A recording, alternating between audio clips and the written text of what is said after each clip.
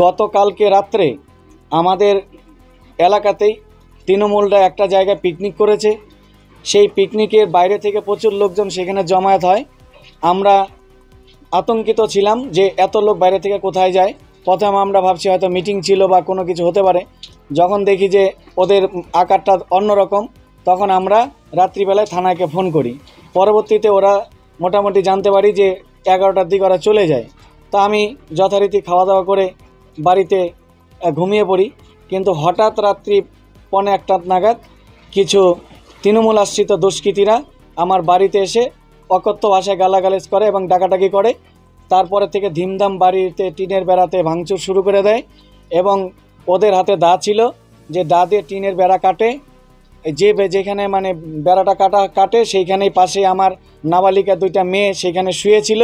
অল্পর জন্য তাদের গলাটা কেটে যায় নাই, অল্পর জন্য তারা প্রাণে বেঁচে গেছে এবং জানলাটা লাথি দিয়ে ভেঙে দিয়েছে।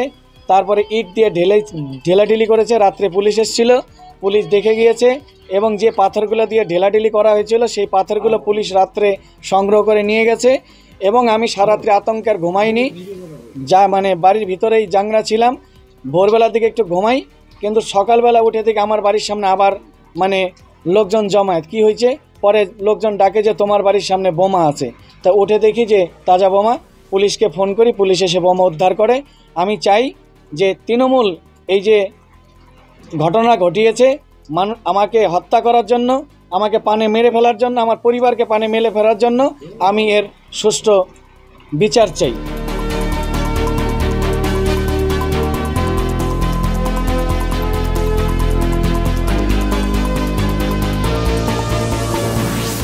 অ্যাকচুয়ালি ভারতীয় জনতা পার্টির প্রত্যাশা বারবার ব্যর্থ হচ্ছে। এরা গত বিধানসভায় উচ্চ আকাঙ্ক্ষা ছিল যে আমরা ক্ষমতায় আসছি, নিরাশ হয়েছে। এবারও লোকসভা নির্বাচনে ভারতীয় নেতৃত্ব উচ্চ আকাঙ্ক্ষা ছিল যে তারা পশ্চিমবঙ্গে 30টা এমপি পাচ্ছে। যখন নিরাশ হয়েছে, জনগণের দ্বারা যখন প্রত্যাখ্যান হয়েছে, তারা তখন এই বিভ্রান্তিমূলক ভিত্তিহীন অভিযোগ নিয়ে আসর গরম করতে চাচ্ছে। অ্যাকচুয়ালি মানুষ নির্বাচনের পরে স্বইচ্ছে দলে দলে তৃণমূল কংগ্রেসে প্রবেশ করছে।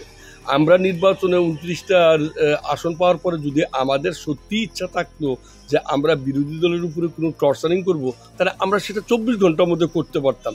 কারণ আমরা নোংরা রাজনীতিতে বিশ্বাসী করি না।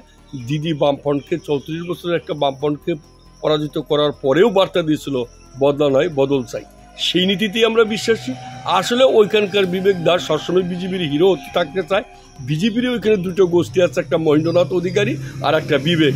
এই বিবেক হিরো থাকার জন্যই এই নাটকের অংশগ্রহণে প্রধান ভূমিকা নিচ্ছে।